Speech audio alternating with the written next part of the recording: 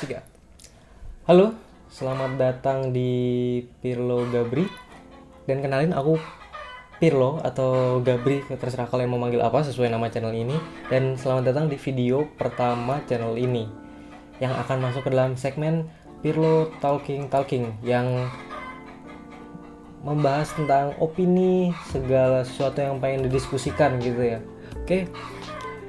Dan di sini aku mau memberikan sedikit pengalaman aku dalam proses belajar fotografi terkait dengan pemilihan kameranya gitu kan. Nah, sebelum itu, buat kalian yang mau belajar kamera dan bingung mau pilih apa, itu sebenarnya kebebasan kalian. Dan di video ini bukan bertujuan untuk mengaruhi kalian gitu harus membeli kamera ini, membeli kamera itu, enggak. Jadi itu adalah sebuah kebebasan kalian sendiri ya. Nah, jadi kita langsung ke poin aja biar nggak usah lama-lama gitu. Aku ngomonginnya DSLR karena kan kita targetnya mau milih kamera yang murah nih, karena baru pertama kali gitu, mau bingung nih mau kamera apa buat pertama kali belajar. Nah, kemudian saranku itu jatuh ke DSLR kalau kalian mau mencari murah tapi dengan fitur yang tetap tinggi gitu. Nah, kemudian kita bukan cuma ngomongin soal harga gitu kan, misalnya kita bukan soal harga body kamera doang gitu kan, tapi kan ada yang namanya lensa gitu.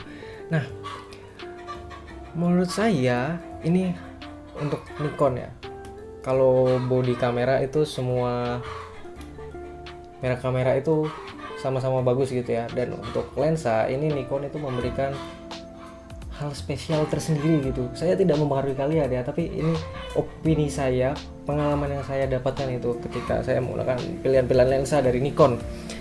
Jadi Nikon itu kan udah buat kamera dari zaman film ya, dari zaman dulu lah pokoknya, dari zaman SLR gitu. Kemudian kan teknologi berkembang tuh. Nah, muncullah DSLR. Nah, dari zaman SLR sampai zaman DSLR itu Nikon itu masih menggunakan F-mount, oke? Masih menggunakan mounting yang sama. Jadi ketika proses peralihan, Nikon itu tidak perlu mendevelop lensa lagi, tidak perlu riset gitu untuk memasukkan lensa baru, karena lensa-lensa sebelum ini masih bisa dipakai. Dan ini memberikan keuntungan tersendiri bagi konsumen gitu kan. Jadi misal kamu adalah pengguna zaman SLR, kamu udah punya pilihan lensa banyak, dan kamu masih bisa menggunakan itu di sistem yang baru, sistem digital gitu. Nah, kemudian itu yang memberikan keuntungan sampai sekarang. Kenapa? Karena pilihan-pilihan lensanya itu murah, karena itu lensa jadul ya. Jadi kita tuh masih bisa pakai lensa-lensa yang cukup bagus, dan itu kita dapatkan dengan harga yang murah gitu. Mau langsung lihat contohnya, di sini ada 80-200 ini lensa tele, dan ini adalah 80-200 Gen 3 ya, punyanya Nikon. Nah, lensa ini itu sangat-sangat murah. Saya dapat ini harga 4,6.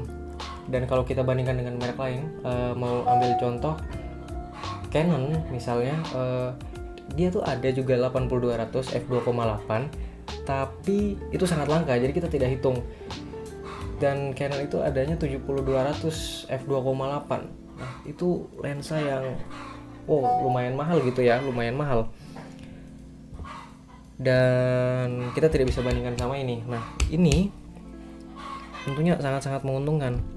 Canon yang 70-200 tadi itu perbandingannya sama Nikon 70-200, sama kakaknya dia ini. Jadi beda perbandingan ya. Kita tidak bisa bandingkan dengan itu, harganya aja udah beda gitu. Nah, jadi menurutku ini adalah satu keuntungan yang tidak dimiliki oleh kamera lain.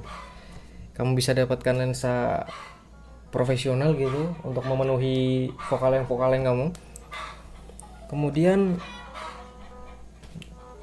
ini lensa profesional bro, f2,8 kamu dapat hanya dengan 4,5 juta gitu. Itu harga yang menurut saya sangat-sangat menarik, dan itu membuat kamu bisa step up your game gitu kan, istilahnya so Inggris gitu. Terus aku juga ada di sini 50, ini murah meriah ya. Kalau nggak salah secondnya mungkin 800.000, aku nggak tahu barunya berapa, barunya mungkin 1,5 gitu.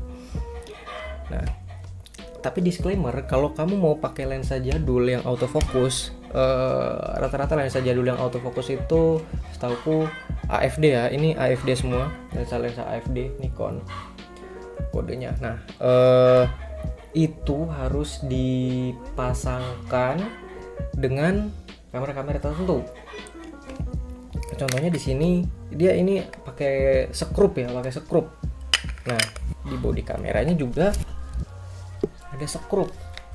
Nah, ini. Jadi ada beberapa pilihan, ada ya bisa jadi disclaimer. Nah, tapi Bang, nanti kan kalau pakai kamera-kamera tertentu itu mahal gitu kan Bang kameranya.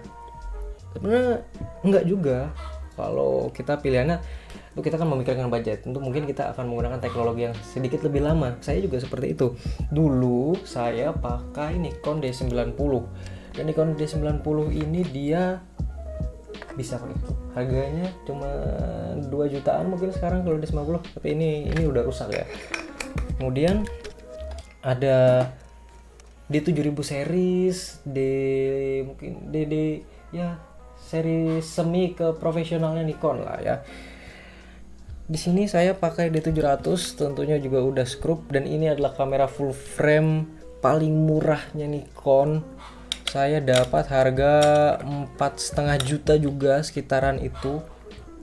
Ya, cukup menarik. Nah, jadi untuk kamera-kamera yang bisa pakai skrup ini itu dia ada di D7000 series, di seri tengah-tengah yang saya tidak tahu penyebutannya apa, mungkin kayak D90, D80, kemudian ada D500, itu seri tengah-tengah ya yang saya tidak tahu penyebutannya bagaimana.